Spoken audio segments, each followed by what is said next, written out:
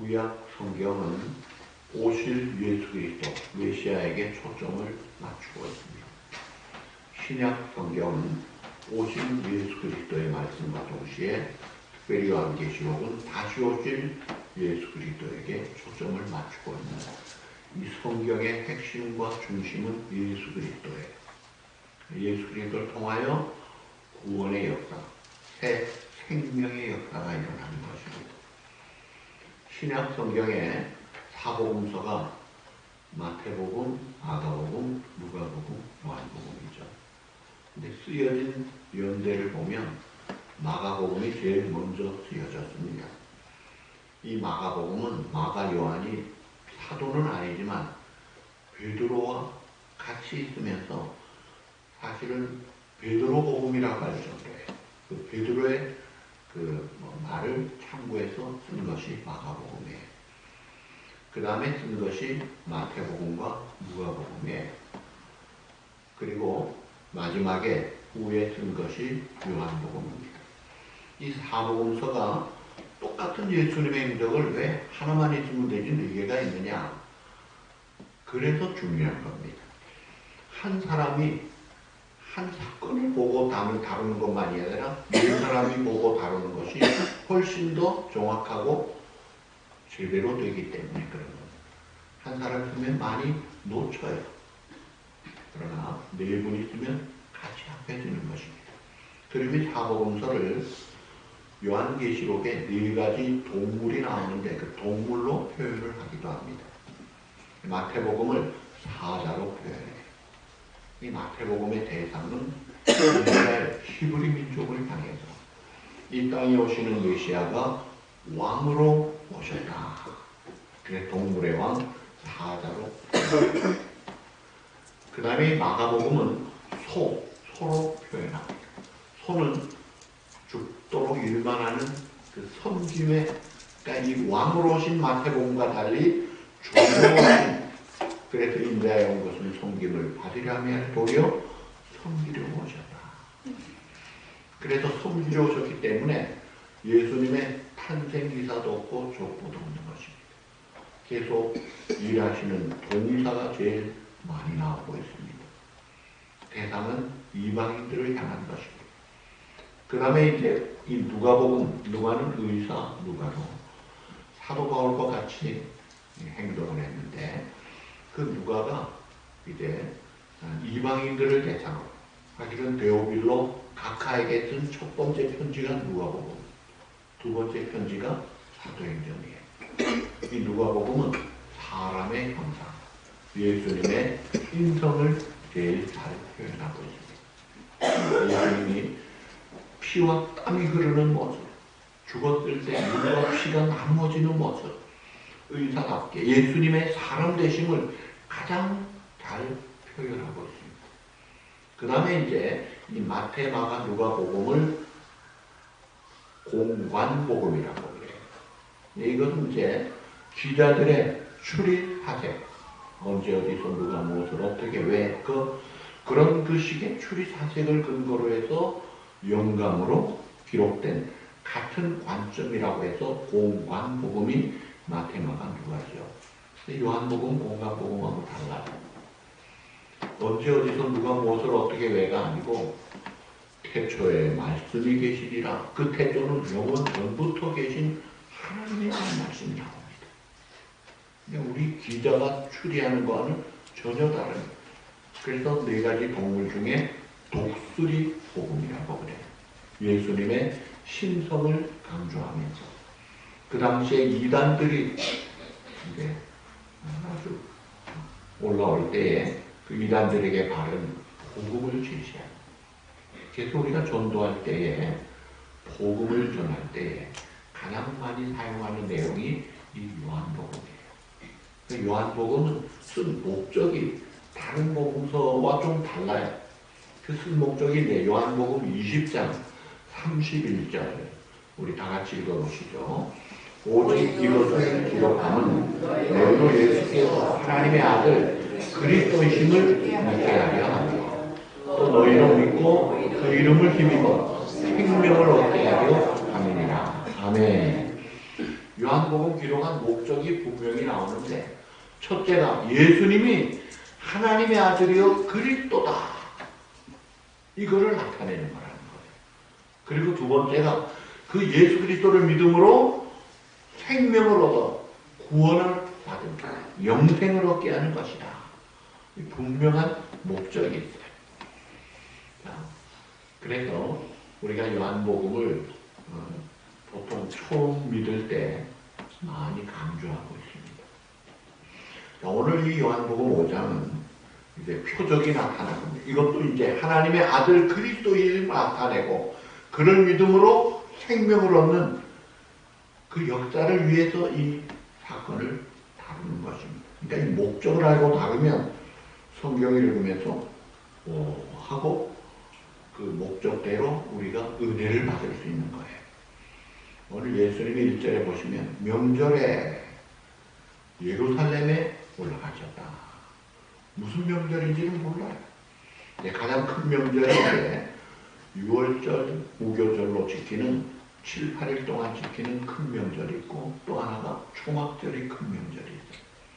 아마 이것은 6월절 같아요. 그리고 그날이 안식일이었습니다. 그리고 예루살렘에 올라가셨어요. 예루살렘은 수도에 산성일 뿐 아니라 성전이 있는 곳이고, 또 절기 때마다 20세 이상 남자는 반드시 성전에 가라 하는 명령이 있기 때문에 이스라엘 백성들은 명절에 예루살렘 가는 것을 누구나 원하는 거예요. 남녀노소가 다 원하는 거예요. 그러니까 이 큰 명절에 사람들이 예루살렘에 확 몰려들었어요. 많은 사람들이 있는 곳에 예수님도 명절 때마다 예루살렘에 가셨거든요. 그래서 이번에 가신 예수님이, 명절에 예수님이 가시면 가고 싶은 장소, 가고 싶은 그런 어떤 현장들 혹은 또 만날 사람들이 많은데, 제일 먼저 찾아간 곳이 베데스다라는 곳이었어요. 베데스다 못은 양문 곁에 있다고 했어요. 예루살렘 성벽에 성문이 여러 가지가 있어요. 동문, 성문 다 있는데, 거기에 이제 물고기들이 들어가는 어문도 있고, 제물로서는 양들이 들어가는 양문도 있는데, 그 양문 곁에 베데스다, 정확한 그 지점을 이야기하면서 거기에 주님이 가셨다. 여러분, 베데스다 이름의 뜻은 따라합시다. 은혜의 집. 베드가 집이란 말이에요. 지명 중에 베드가 들어가는 게 뭐가 있죠? 예수님 탄생 어디서 하셨죠? 베들레헴이에요. 그 베들레헴, 레헴의 뜻은 떡이에요. 그러니까 베들레헴의 뜻은 뭐예요? 떡집이라는 말이에요. 떡집에 생명의 떡이 오셨다는 거예요. 근데 이 베데스다라는 헤세드라는 말은 은혜란 말이에요. 그러니까 베드 헤세드, 이 말은 은혜의 집이다. 오늘로 말하면 지상 교회를 생각할 수 있습니다. 믿음의 공동체 장소를 생각할 수 있습니다. 자, 은혜의 집이라는 뜻을 가진 베데스다를 가졌는데, 그 못에 행각이 5개가 있었다. 그리고 많은 환자들이 누워서 기다리고 있더라.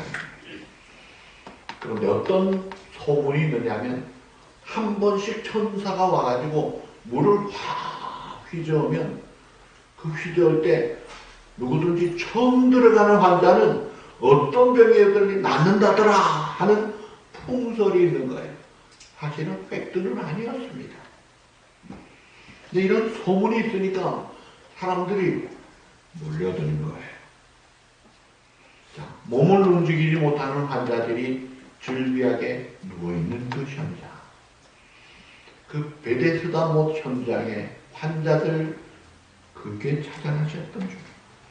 여러분, 베데스다 못에 행각마다 누워있는 환자들의 모습에서 우리는 우리의 모습이 거기에 떠오르는 거예요. 성경의 에베소 2장에 보면 우리가 허물과 죄로 죽은 자라고 했어요. 아담의 본성을 이어받은 타락한 본성은 전적인 무능력한 자입니다. 그래서 아무것도 할 수 없는 영적으로 병든, 사실 하나님과의 관계가 끊어진 것을 영적인 죽음이라고 하잖아요. 죽은 상태에 있는 그런 사람들이 누워서 막연히 기다리고 있습니다. 행각에 누워있는데, 요즘 말로 말하면 어떤 사람은 불교 종교 행각에 누워서 뭐가 되겠거니 하고 고행 참선을 하고 있습니다. 어떤 사람은 유교, 머슬렘, 심지어 주이시까지 마찬가지예요. 주이시 믿어가지고, 주이시들이 믿는 그 신으로 해가지고 구원받았다는 확신을 가진 사람은 한 명도 없습니다. 왜냐하면 자기가 알거든요. 주이시의 구원은 율법을 다 지켜야 된다고 하는데, 사람은 태생적으로 죄를 타고난 거예요. 그래서 죄인인 것을 자기들이 다 알고 있어요. 아무도 구원받지 못하면서 막연히 기다리고 있는 행각, 이 종교의 행각에 있어요. 행위로 구원받겠다는 모든 종교는 다 이 행각에 누워있는 38년 된 병자와 같습니다. 어떤 사람은 재물의 행각에 누워있어요. 이 재물이 뭔가 좀 날 해결해 주지 않을까. 어떤 사람은 선행의 행각에 누워있어요. 어떤 할아버지 한 번 만났더니 예수 믿으셔야 천국 갑니다. 그랬더니 하시는 말씀, 제가요 그래도 제가 가는 곳마다 휴지나 쓰레기는 제가 다 치웁니다. 아주 쓰레기 치우는 프라우드한 마음 가지고 그게 자기를 뭔가 살려줄 거로 생각하시더라고요. 아유, 참 수고 많으시네요. 참 귀한 일 하셨지만 쓰레기 잘 치운다고 천국 가는 거 아닙니다. 쓰레기 잘 치우는 거로 유명한 사람이 김용기 장로님이라고 있어요. 가나안 농문학교. 김용기 장로님이 필리핀 막사이상을 수상하러 갈 때 일본에 들렸다가 비행기가 들렸다 가야 되니까 바로 안에 겹쳐서 일본을 들렸댔대요. 그리고 하루 호텔에서 자는데 이 호텔에서 난리가 난 거예요. 아침에 일어나보니까 호텔이 너무너무 방이랑 화장실이 청소가 돼 있는 거예요. 나중에 보니까 김용기라는 사람이 화장실을 밤새 청소했다는 거예요. 당신 왜 그랬어요? 그러니까 김용기 지나간 곳은 깨끗해야 됩니다. 그래서 가나안 농문학교 가보셨어요?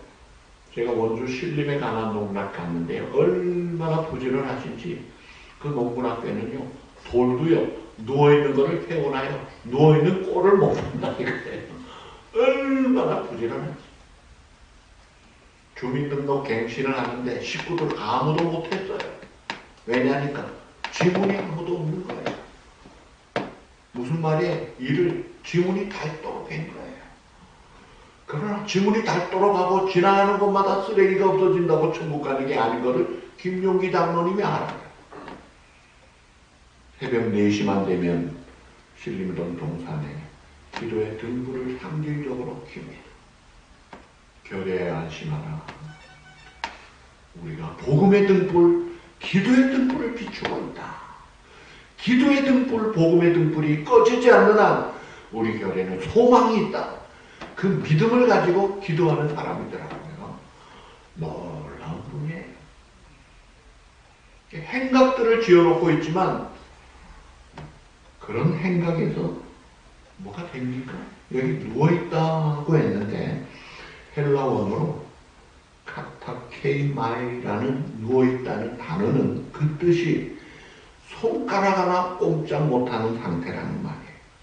아무것도 움직일 수 없는 상태에 있다. 이게 전형적인 타락한 인간의 전적 무능력한 모습입니다. 그래서 로마서 3장 9절 거기에 보시면 그러면 어떠하냐? 우리는 나으냐? 결코 아니라. 유대인이나 헬라인이나 다 어때요? 죄 아래 있다고 우리가 이미 선언합니다. 다 죄 가운데 있다. 죄의 삭은 사망이요 이미 끝장난 존재들이다. 그러니까 이 베데스다 연못의 상태가 환자들이 누워있는 모습이 오늘날 지구촌의 모습이에요. 그리고 종교 행각에 누워있는 구원을 받지 못한 그런 자들의 모습입니다. 거기에 누가 오셨어요? 은혜의 본체 되신 예수님이 등장하십니다. 그래서 1절에 예수께서 예루살렘에 올라가셔서 베데스다 양문 곁에 있는 못에 가셨다. 거기에 5절 6절에 보시니까 거기 38에 된 병자가 있더라.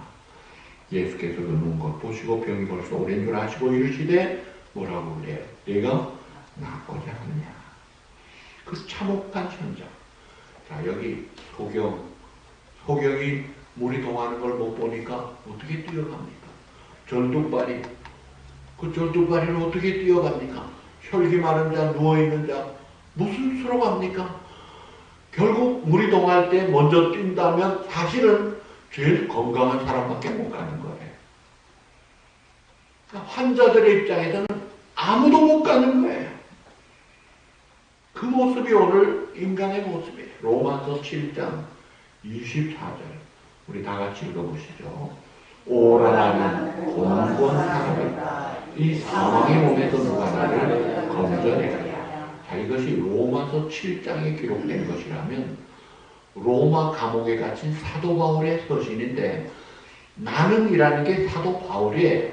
사도 바울이 얼마나 위대한 사도인데 그 인생 말년에 쓴 고백에 그 유명하다는 훌륭한 사도 바울도 나는 어떤 자라? 곤고한 자라는 거예요. 이 사망의 몸에서 도무지 안 된다는 거예요. 예수님 외에는 소망이 없는 것을 분명히 증거하고 있습니다. 그러니까 이 은혜의 집의 사실은 살벌한 기다림의 집일 뿐이지 소망이 없는 집이에요. 그래 거기에 참 은혜의 주권자이신 예수님이 오셨습니다. 요한복음 1장 14절 말씀이 육신이 되어 우리 가운데 거하시며 우리가 그의 영광을 보니 아버지의 독생자의 영광이요. 그 다음 뭐예요? 은혜와 진리가 충만하다. 은혜와 진리가 충만하신 생명의 주님이 오셔서 환자들을 보십니다. 긍휼히 여기시고 그 중에 제일 38년 된 병자를 찾아가죠. 왜 그 사람을 찾아갔을까? 그래서 여기 퇴소 공부할 때 우리 간사가 저한테 질문하더라고요. 왜 38년 된 병자를 찾았을까요? 내가 가만히 있으니까 그 간사하는 말이 제 생각에는 이 사람은 예수님에는 찾아볼 사람이 아무도 없어서 가신 것 같습니다. 제가 공감이 간다고 그랬어요. 근데 사실은 38년 된 병자가 우리들의 모습이에요. 예수님이 찾아오지 않으면 전혀 소망이 없는 상태예요. 근데 우리 주님은 오랜 줄 아시고 긍휼히 여기시고 컴패션 마인드로 측은지심으로 보시면서 우리의 안고 일어선도 하시고 우리의 형편도 하시는 주님이 우리를 찾아오셔서 하시는 말씀, 네가 낫고자 하느냐. 영적으로 소망이 없는 그런 자들에게 낫고자 하느냐 하는데 이 환자는 뭐라고 그래요? 7절 주여 물이 움직일 때 나를 못해 넣어주는 사람이 없어. 내가 가는 동안에 다른 사람이 먼저 내려갑니다. 예수님이 지금 내가 낫고자 하느냐 하는데 엉뚱한 소리 하고 있어요. 그게 전통이에요. 그게 다른 사람들의 상식이에요. 그러니까 이 고정관념에 묶여있는 자기 생각과 자기 고집에 꽉 묶여가지고 예수님은 그 자리에서 즉각 일어나게 할 수 있는 그 주님인 줄을 모르고 아이고 날 밀어줄 사람 없습니다. 안 되겠네요. 자, 환자가 오래되면 의사들은 가망이 별로 없다고 진단을 잘합니다. 그러나 우리 주님은 오래된, 그 중에 제일 오래됐다고 하는 38년. 여러분 제가 그 당시에 로마 시대 당시 평균 수명을 일부러 인터넷을 찾아봤어요. 그랬더니 마흔이 안 돼요. 수명이 다 25세에서 35세예요. 그때 평균 수명이. 그렇게 짧게 살았어요. 38년 된 환자라면요. 이거 정말 고령자로 최고령자 같은 그런 환자예요. 그런데 사람들은 포기하는데 눈길도 안 주는데 주님은 그를 불쌍히 여기시고 보시고 찾으시고 그 위로 주시고 위로를 주시는 주님. 그 주님이 오늘도 2024년 6월 9일 오늘 이 자리에 온누리 행각에 누워있는 나를 지금 찾아오신 거예요.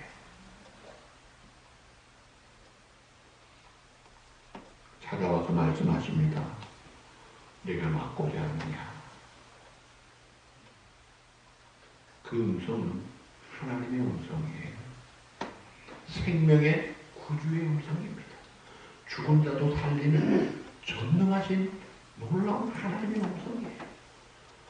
그런데 환자가 뭐라 그래요? 아이고, 날 밀어줄 사람이 없어요. 막연한 기대감에 자기의 관념에 매여 있어요. 나는 안 돼. 율법주의도 마찬가지예요. 율법을 지킴으로 의를 얻겠다는 주의시들 꿈 깨십시오. 한 명도 안 됩니다. 거기에 매여 있어요. 불교의 최고 고승이라는 성철, 그 스님, 나는 실패자다. 선택이 틀렸다. 상지옥에 간다. 선택이 틀렸다. 주님이 우리의 상태를 잘 아시고 찾아오셔서 내가 낫고자 하느냐, 너 구원받아야 돼 하는 그 주님 앞에 우리가 이 세상 속에 살면서 죄 가운데 매여 살면서 사단에게 쏘가 살면서 불신이 심어진 거예요. 내가 뭐 뛰어봤자 뭐 벼룩이지 뭐 사람이 그 이상 되겠나? 아예 포기를 하고 있습니다. 근데 우리 주님의 그 놀라운 생명의 음성, 내가 낫고자 하느냐. 고린도서 5장 17절에 보면 그런즉 누구든지 그리스도 안에 있으면 새로운 피조물이야. 이전 것은 지나갔으니 보라 새 것이 되었도다. 주님 안에 있으면 새 생명으로 새로운 피조물로 새롭게 거듭나는 거예요. 골로새 3장 10절 거기에 보시면 다 같이 보시죠. 주님은 우리를 최고까지 새롭게 하신다. 새 사람을 입었으니 이는 자기를 창조하신 이의 형상을 따라 지식에까지 새롭게 하심을 입은 자입니다. 아멘. 자, 우리 주님은요, 우리를 죽은 자리에서 살려낼 뿐만 아니라 최고로 높여주시는 분이에요. 창조하신 하나님의 형상에 따라 지식에까지 새롭게 하심을 최고로 올려주시는 분이에요. 그래서 예수 믿고 구원받은 성도들이요, 우리 주님은 여러분들이 최고가 되기를 원하시는 거예요. 그래서 하신 말씀이 뭐예요? 내가 거룩하니 너희도 거룩하고 내가 온전하니 너희도 온전하라. 근데 우리는 이걸 아이고 내가 무슨 온전, 내가 무슨 거룩 포기하고 있어요. 성령의 지배를 받으면 가능한데 거절하고 있어요. 아직도 내 생각에 누워가지고 기다리면서 막연한 기대심, 내 고집만 부리고 있지 않느냐 이거예요. 계속 내가 이 고집 부리고 불신앙 가운데 낭만 가운데 죄를 계속 짓다 보니까 솟아나는 샘물같이 막 솟구치는 삶을 살아야 되는데 그렇지 못해. 말을 해도 위로의 말, 생명의 말, 친절한 말, 격려의 말을 해야 될 텐데 가시 돋친 말 잘하고 미운 말 잘하고 상처 주는 말 잘하고 자기가 재판관도 아니면서 하나님 자리에서 판단하고 정죄하고 우리 주님은 70번씩 7번 용서하라고 했는데 한 번도 용서가 안 되고 이게 뭐냐 이거예요. 베데스다의 못에 있는 38년 된 병자와 뭐가 다르느냐 이거예요. 죄가 이렇게 만들고 사탄이 이렇게 만드는 거예요. 내가 낫고자 하느냐. 이것이 그 뉴스입니다. 복음이에요. 연못에 들어갈 필요가 없어요. 행강에 누워있을 필요가 없어요. 예루살렘으로 갈 필요도 없어요. 따라합시다. 오직 예수 그리스도.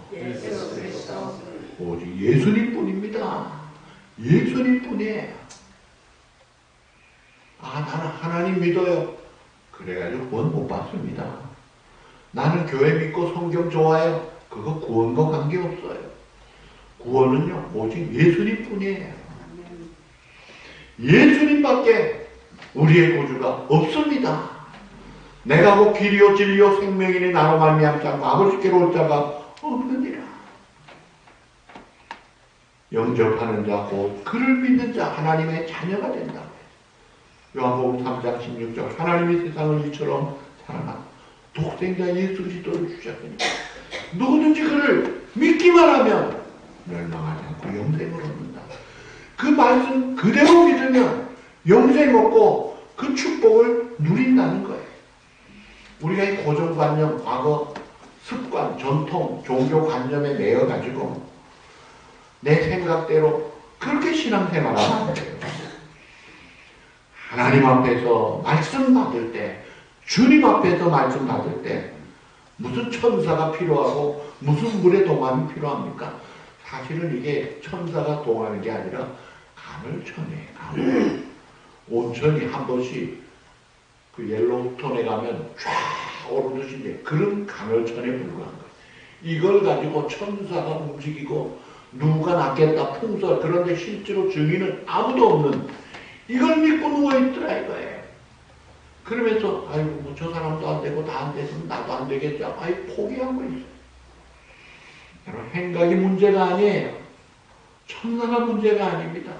무슨 기적이 문제가 아니에요. 정말 중요한 게 뭐예요? 예수님을 만나야 되는 거예요.